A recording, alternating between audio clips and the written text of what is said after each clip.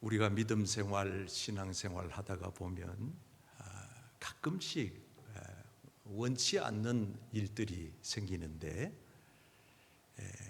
영적으로 거장이고 기라성 같은 사람들도 영적인 침체에 빠지기도 합니다. 우리들도 마찬가지입니다. 오랜 신앙생활하고 교회에서 직분자가 되고 하나님 너무 사랑하는데 어느 날 이상하게 내 마음에 영적인 흔들림 현상이 일어나요. 이걸 우리는 전문 용어로 번아웃 됐다, 또 우리말로는 탈진했다 그럽니다. 여러분, 성경에 보면 이곳저곳에서 하나님의 위대한 종들이 번아웃되는, 탈진하는, 그래서 깊은 영적인 침체에 빠지는 이런 경우를 우리가 종종 보게 됩니다. 오늘 본문에 나오는 엘리야라고 하는 그 구약 시대의 위대한 선지자 아닙니까? 정말 능력의 종 아닙니까? 그런데도 불구하고 이 엘리야라고 하는 선지자가 영적인 침체에 빠지니까 어떻게 됩니까? 광야로 들어가 가지고, 여러분, 광야는요 참 거칠거든요. 거기는 뭐 길도 이렇게 완만하지가 않아요. 발 헛디디면은 절벽 아래로 떨어져 죽을 수도 있어요.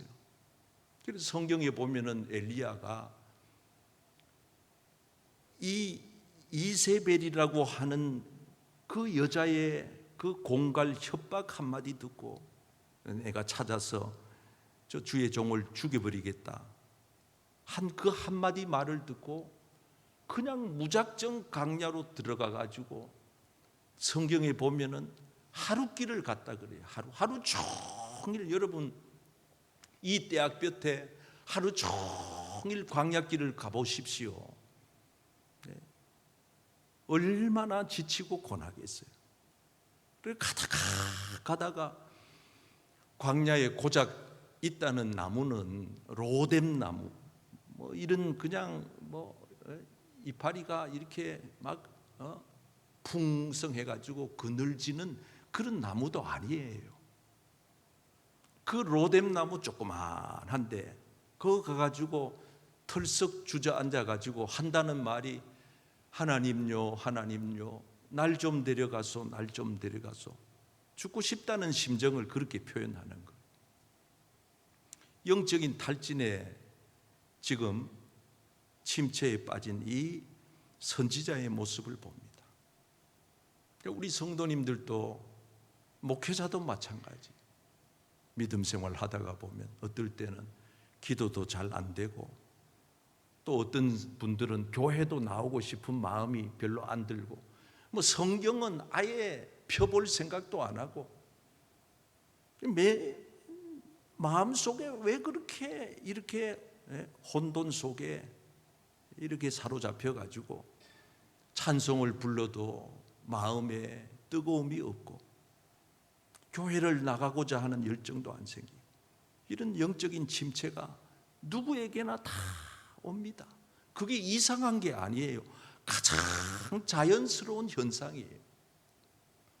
그러나 우리가 알 것은, 그러면 우리 성도들이 이런 영적인 침체에 늪에 빠졌을 때 그럼 어떻게 거기서 벗어나나? 우리가 거기서 그냥 주저앉으면 안 되잖아요. 목회자도 마찬가지고 우리 성도님들도 마찬가지고 벗어나야 될 거 아니에요. 이겨내야 될 거 아니겠어요? 그걸 피해야 될 거 아니겠어요? 그래서 오늘 오후에는 간단하게 이 방법에 대해서 제가 정말 깊이 기도하고 준비한 말씀 엑기스만 전합니다. 오후에는 뭐 길게 할 수도 없고, 그래서 여러분 마음속에 이 말씀이 여기 앞에 있는 목사의 말이 아니고 주님의 말씀으로 들려져서 오늘 이 오후 찬양 예배에 오신 어떤 분 가운데 한 분이라도 영적인 침체에 빠지신 분이 계시다면 이 말씀을 붙들고 다시 한번 벗어나는, 일어서는 그런 은혜의 시간이 되기를 축복합니다. 자, 한번 읽어보겠습니다. 첫째, 영적인 침체에서 벗어나는 길은 위로를 받아야 합니다. 자, 옆 사람에게 위로를 받아야 한답니다. 자, 오늘 본문 5절 말씀입니다. 같이 읽어봐요. 시작. 로뎀 나무 아래에 누워 자더니 천사가 어루만지며 그에게 이르되 일어나서 먹으라 하는지라. 자, 너무 급하게 가지 말고 천사가 엘리야를 어루만졌다. 이게 이제 위로거든요. 어루만졌다, 터치했다는 거예요. 그 다음에 7절 말씀을 또 읽겠어요. 시작. 여호와의 천사가 또 다시 와서 어루만지며 이르되. 자, 한번 따라하세요. 어루만지며. 예. 여러분, 그러면서 이 끝에 보면은 말씀 보면은 왜 그렇게 하는가 하는 것을 설명해 놨잖아요. 네가 갈 길을 다 가지 못할까. 여기서 스톱하면 안 되잖아요. 하나님의 역사는 끝나는 법이 없거든요. 지는 법이 없어요. 실패가 없어요. 여러분, 성도는 믿음 안에서 성공만 있는 줄 믿습니다. 실패도 실패로 끝나는 게 아니에요. 만약에 엘리야가 저기서 끝이 났더라면 어떻게 됐겠어요? 하나님의 역사가, 하나님의 일이. 여러분, 천사가 어루만져 주었다 하는 것, 이거는 하나님을 대행하는 하나님의 심부름꾼이 천사잖아요. 여러분, 어떻게 생각하세요? 여기서 우리는 하나님을 볼 수 있는 영적인 눈이 열려야 돼요.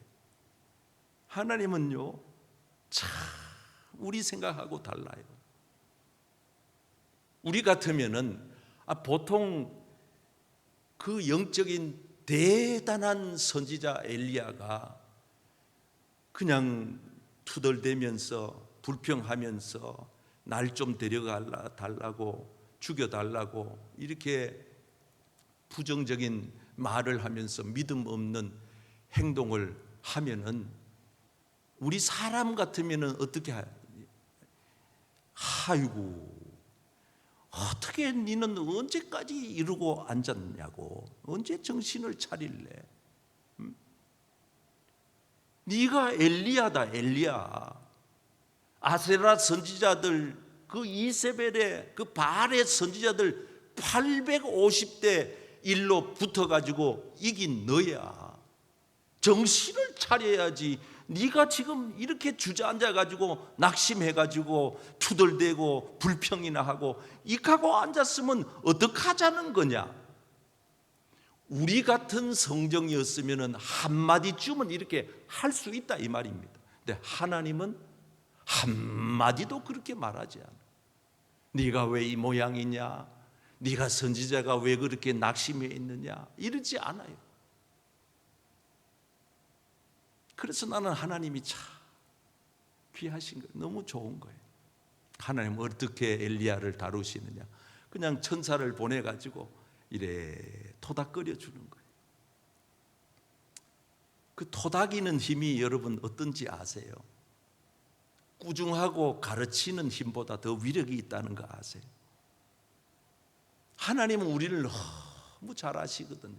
왜 지금 엘리야가 저렇게 영적인 침체에 늪에 빠졌는지를 하나님 너무 잘 아시거든요.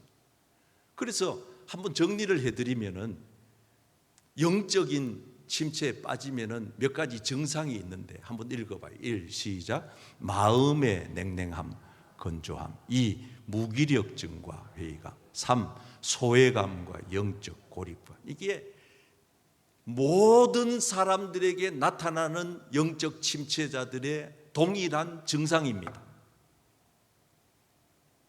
영적인 침체에 빠진 사람들은 너나 할 것 없이 마음이 냉혈 동물과 같아요. 아주 예민합니다. 아주 신경이 곤두서 있습니다. 따뜻함은 없습니다. 아주 차갑습니다. 그리고 마음이 건조합니다. 말하자면 지금 우리 부산에는 비가 하도 안 와가지고 먼지가 펄펄 나잖아요. 마음에 비가 안 와가지고 마음에 먼지가 펄펄 나는 거예요. 이 사람은 건드리면은요 큰일 납니다. 건드리면 큰일 나는 거예요. 왜? 영적으로 다운돼 있기 때문에. 그럼 모든 게 하기 싫어. 다 교회도 가기 싫고, 기도도 하기 싫고, 봉사도 하기 싫고, 노래도 하기 싫고, 돈 벌러 직장 가기도 싫고, 밥 먹기도 싫고, 자기도 싫고, 하여튼 다 싫어. 지금 엘리야가 이런 상태. 그래서 공허한 겁니다. 지금까지 내가 헛살았구나. 살아온 세월이 후회스럽고 회의감이 드는 거예요. 그러면 이런 사람들은 어떻게 되느냐? 교회 안에서도 혼자 독도섬같이 고립돼 가지고 내가 먼저 다가가서 손 내밀고 이렇게 인사하면 되는. 우리 교회도 새 가족들이 이런 얘기를 호소를 나한테 해요. 그 교회 처음에는 날 따뜻하게 친절하게 하더니 두 번, 세 번 수료하고 갔더니만 안측도 안 하더라. 인사도 안 하더라. 밥도 안 챙겨주더라. 이 문제가 있거든요. 그럼 이제부터는 자기가 해야 되는 거거든. 먼저 인사하고 와서 먼저 봉사도 하고 먼저 이렇게. 그럼 이렇게 되는 증상에는 원인이 있습니다. 원인 없는 결과는 없거든요. 어떤 원인이 있느냐 한번 읽어보세요. 1. 시작. 육체적 정신적 피로. 2. 반복되는 일상과 매너리즘. 3. 관계의 상처.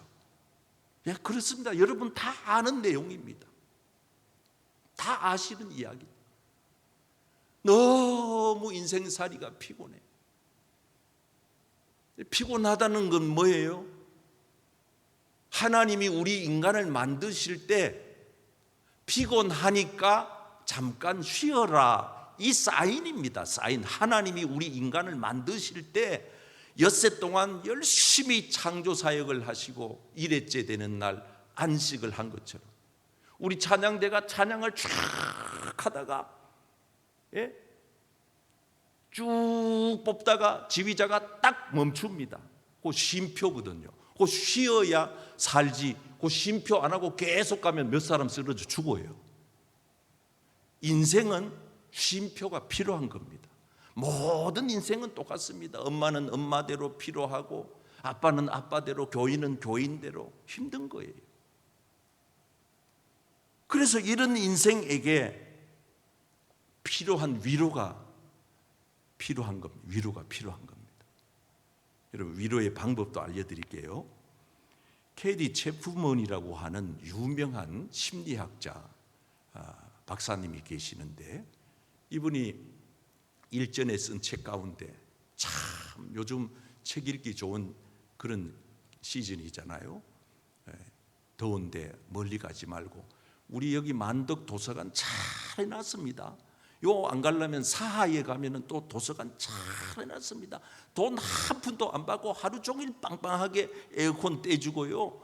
그거 가면은요 커피도 공짜는 아니더라고. 싸긴 싸요. 하여튼 1시간 2시간 가서 책 보면은요 금방 시간 가고 얼마나 좋은 책들이 많은지 돈 사서 볼 필요가 없어요.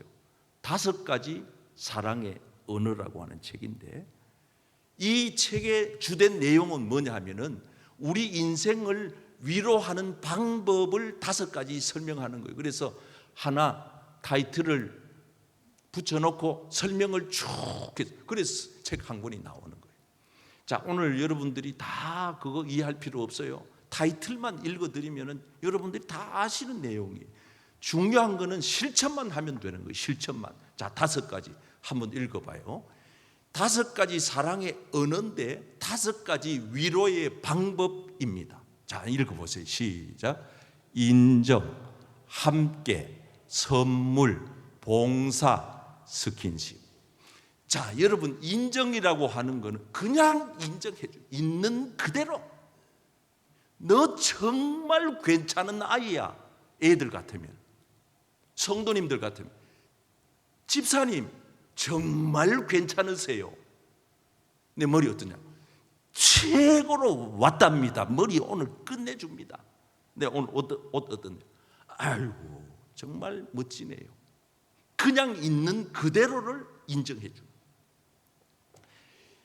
이 인정해 주는 거를 인색하게 하는 사람은 위로가 뭔지를 모르는 사람입니다. 위로는요 꼭 돈 갖고 하는 거 아닙니다. 여기 선물도 나오지만은 꼭 선물만 가지고 하는 게 아니에요. 말로 칭찬하고 격려하고 인정해 주는 거 그대로. 오늘따라 제가 좀 많이 좀 힘겨웠는데 2부 예배 설교 마치고 5층 식당에 갔더니만은 어떤 집사님이 말씀도 잘 안 하시는 그런 집사님인데 내가 안녕하시냐고 인사를 했더니 자리에서 벌떡 일어나가지고 엄지손가락 2개를 딱 지켜들면서 연세 드신 여자 집사님이 뭐라 그런지 알아요? 목사님 오늘 설교 끝내줬습니다 그래 나보고. 여러분들은 비웃지만은 그분은 진지하게 얘기하더라고. 한번 해봐요. 자, 두 손가락. 목사님 설교 끝내줬습니다. 예. 아니 여러분들은 표현을 안 했다 뿐이지 내 얼굴 표정만 보면 알아요. 은혜 받는지 안 받는지를 아는데 내가 그렇게 힘겨웠는데 하나님은 또 저를 통해서 말씀의 역사는 또 강하게 하시는. 할렐루야.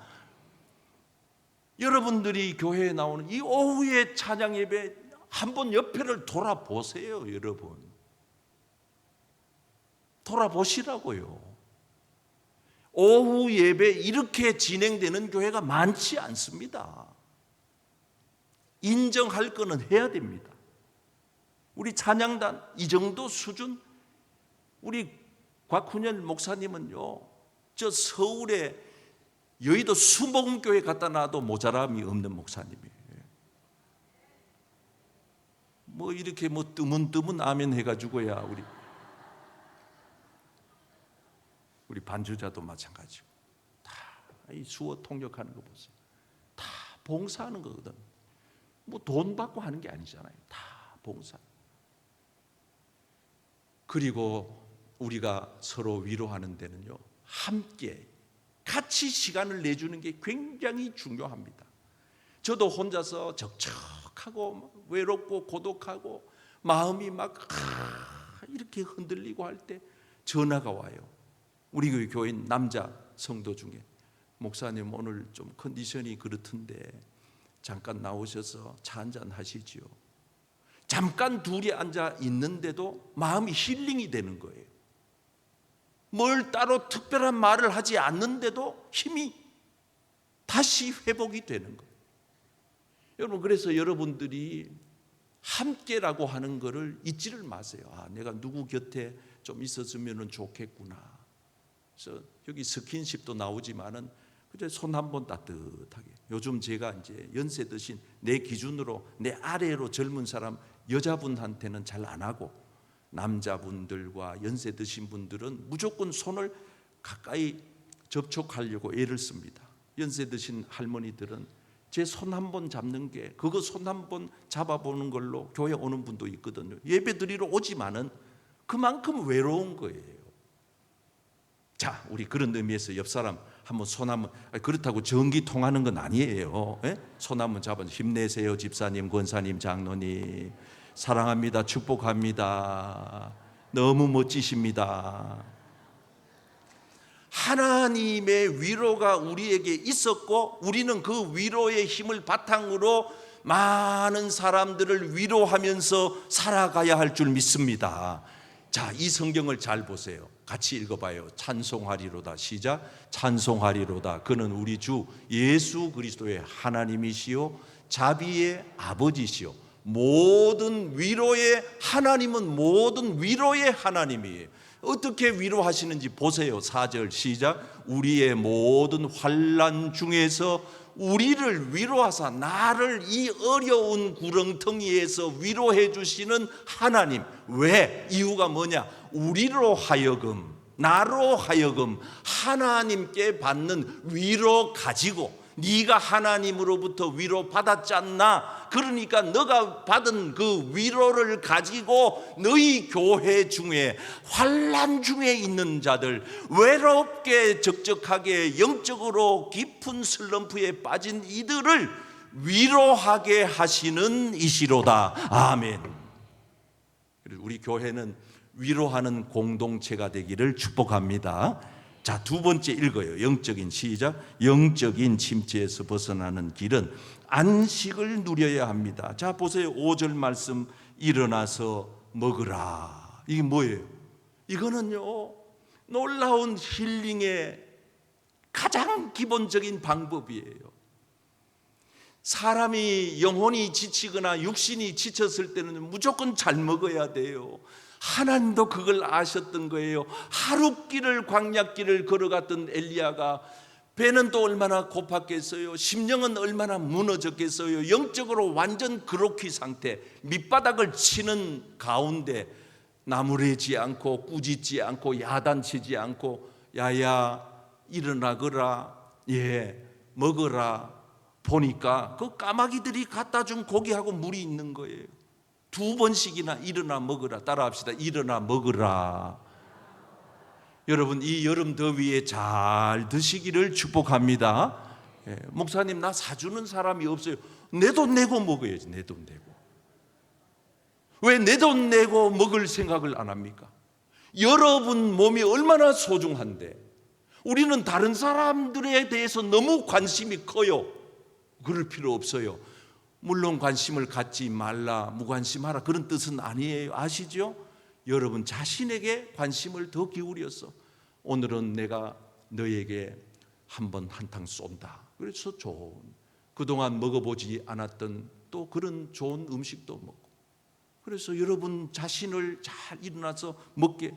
예수님도 우리에게 뭐라고 말했어요? 뭐라고? 예수님도 우리에게 말하기를 수고하고 무거운 짐진 자들아 다 내게로 오라. 내가 너희를 쉬게, 내가 너희를 무겁게 할게, 힘들게 할게. 이게 아니에요. 그래서 우리가 교회를 잘 다녀야 돼요. 교회 오는 게 마치 도살장으로 가는 소그치 다니면 안 돼요. 너무나도 행복하고 기다려지고 기쁘고 감사하고, 이렇게 뜨거운 날씨 속에 어디 가서 이렇게 시원한 공간에 앉아 있겠나. 그러고 마음의 쉼을 얻는, 여러분 우리 교회가 여러분들의 마음에 쉼을 주는 그런 교회가 되기를 축복합니다.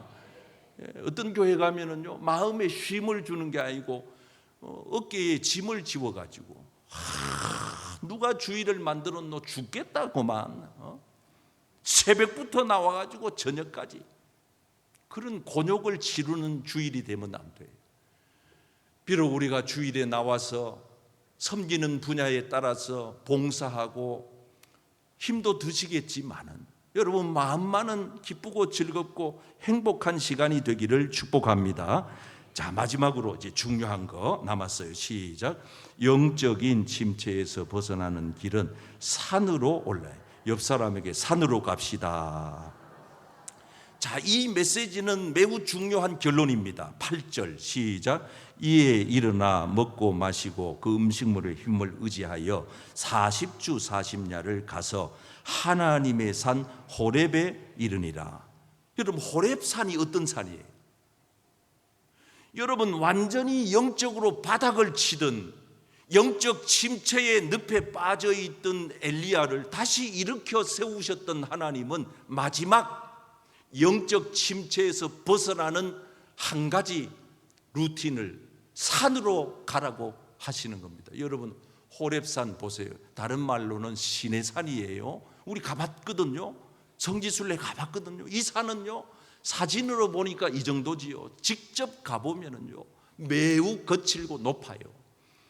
저 산 위에 올라가서 모세는 40일 동안 기도하다가 십계명을 받았고, 엘리야는 저 산중에 올라가서 하나님의 세미한 음성을 듣습니다.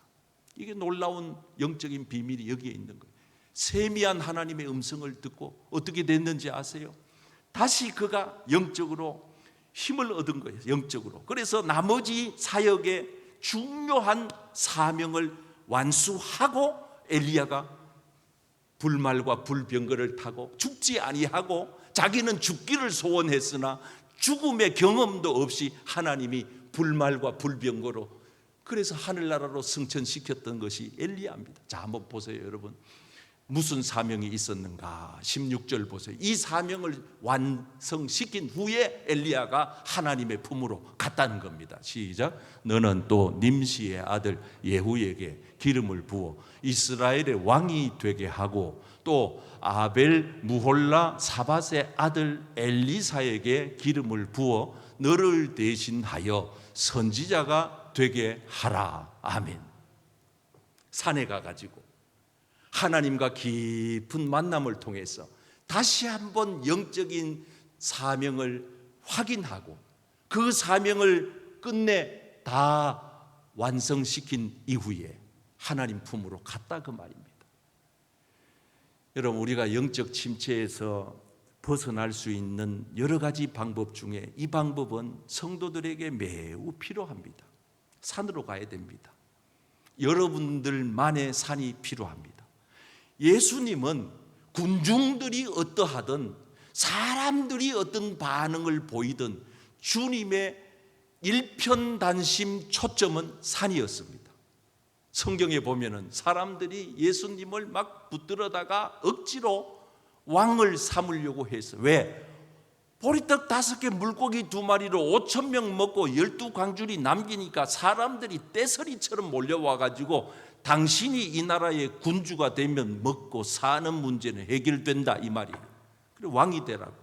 주님은 우리가 생각하는 이 세속의 나라의 왕이 되기를 한 번도 꿈꾸신 적이 없습니다. 그래서 주님 어디로 갑니까? 다시 따라갈까요? 다시 혼자 산으로 떠나가시니라. 산으로 갈 때는요 혼자 가는 게 좋아요. 왜? 거기 가야 주님이 1대1로 만나 주시거든요. 그 산은요 우리에게는 예배처소, 성전이 산이 될 수도 있고 기도원이 될 수도 있고 휴가를 가가지고 어떤 휴양지도 될 수가 있고 그 산에 올라가서 우리는 주님과 깊은 만남을 통해서 영적인 하나님의 세미한 음성을 다시 들어요. 그래서 오늘 결론 말씀 한번 읽어봅시다. 시작. 곧 많은 이방 사람들이 가며 이르기를 오라 우리가 여호와의 산에 올라가서 따라할까요? 여호와의 산에 올라가서 뭘 해야 됩니까? 주님의 그 거룩한 말씀을 가지고 우리가 거기에서 깨달음을 주님이 산으로 가면은 고요히 혼자서 묵상할 수 있는 그런 공간으로 가면은 주님이 거기에서 기다리고 있다가 아이고 이제 왔나? 내가 네 여기 올 걸 기다렸다. 주님은 먼저 가서 우리를 기다리고 계시다가 그래 많이 힘들지? 내가 너 형편 다 안다. 너 힘든 건 너무나도 잘 알아. 내가 사람 붙여줄게. 때로는 물질도 보내줄게. 도와줄게. 힘내라. 다시 네가 너에게 맡겨진 사명을 수행하라고. 세미한 주의 음성을 하나님의 말씀이 예루살렘으로부터 우리에게로 들려지게 되는 줄 믿습니다. 오늘 영적인 침체에서 벗어나서 우리 모두 이 여름 한더위를 거뜬히 이겨내는 우리 성도님들 되기를 주님의 이름으로 축복합니다.